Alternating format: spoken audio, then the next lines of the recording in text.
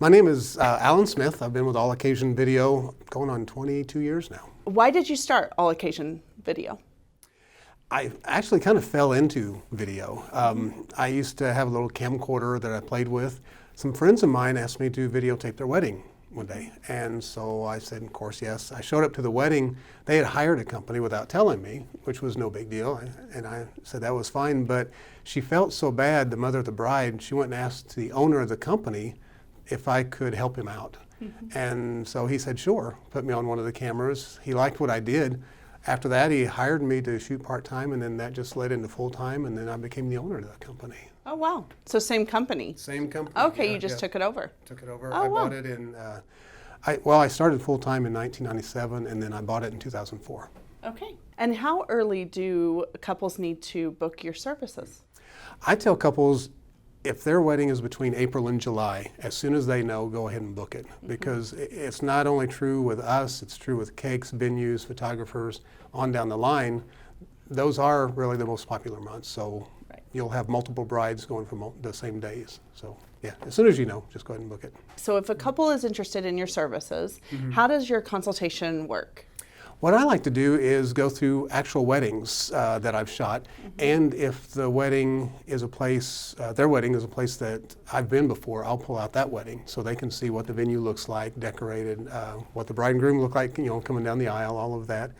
And I go through the wedding video. I show them the different parts that they receive from pre-ceremony coverage to the coverage of the actual ceremony, her coming down the aisle, reception and highlights and everything. Tell me what is your why? Why do you still capture weddings?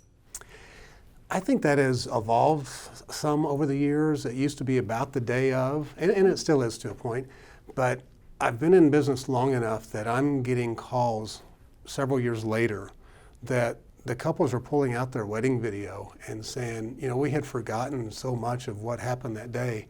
And it's so neat to go back and see it all of these years later. Right. And that's really, touching me a lot to know that all this, 5-10 years later, they're still watching it and it means so much to them. So that, to me, it's becoming more about creating the memories for down the road. Yeah. So tell me the top 3 things that you feel that couples need to know when they're booking a videographer. Let's see, one thing would be feeling comfortable with the style.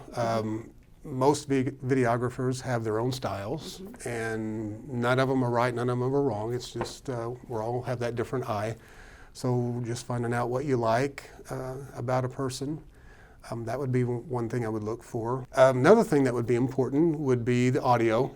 Make sure and ask them how they're capturing the wedding day. If they've got wireless mics, that's a huge part of it because you can't always get close enough to the people who are talking. So when you're dealing with the toast at the reception, can you either put a mic on them or plug into the DJ soundboard to collect audio? Voices will be as important as the video years down the road, I believe, because you're hearing what's going on. You're hearing the vows. You're hearing the bride and groom repeat their vows. Hearing the father react during the first look with his daughter when he sees the dress. So yeah, those are really cool things to ask. Yeah, and any more, lighting is so important at weddings. It's not that we can bring our own lighting, but the cameras and technology we use today, we need to be able to shoot in what is available to us. We don't always get to turn on extra lights. Sometimes we'll have our on-camera lights for receptions. Most of the time we can't use them during weddings. So just make sure the videographer's up to date on their equipment. Okay. Why is AllOccasion a good choice for the couple? We've been around a long time now. We've been to tons of weddings. We know how it's run. We know how to set up and record the day without being obtrusive. We know a lot of people are shy when it comes to cameras. That's pretty normal. So we're able to keep our distance, but yet record the important parts of the day. And it makes a good memory for them without feeling that they have to act for cameras. Right. So we try to make people feel comfortable. We feel we're fairly priced in the market. One of the goals that I had when I first started the business was not to be so overly priced that couples couldn't afford it. We tried to put ourselves down where anybody who wanted video could have a real nice professional video at a fair cost. And then the quality. Everything's high def these days and going 4K, 6K, and 8K. Producing in digital allows you to keep a high quality video of your special day. When you deliver your video to the couple, what is your hope? I delivered a video yesterday to one of the brides, and she emailed back about 3 hours later, and she had already watched it, said she had cried the whole time.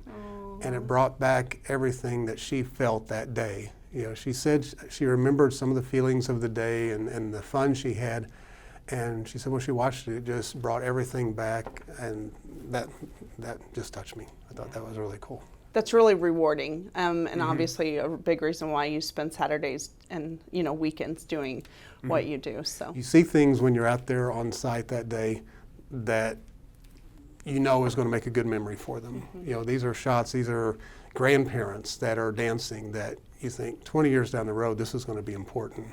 Right. You've got toasts, you've got various people talking on camera about the couple. I mean, things that are, a generation or two down the road just going to mean so much. I tell couples sometimes, what if you could go back and see your grandparents or great-grandparents from the 18 or early 1900s, what would that mean to you if you actually had a video of them? And I think that's what they're giving to the next generations.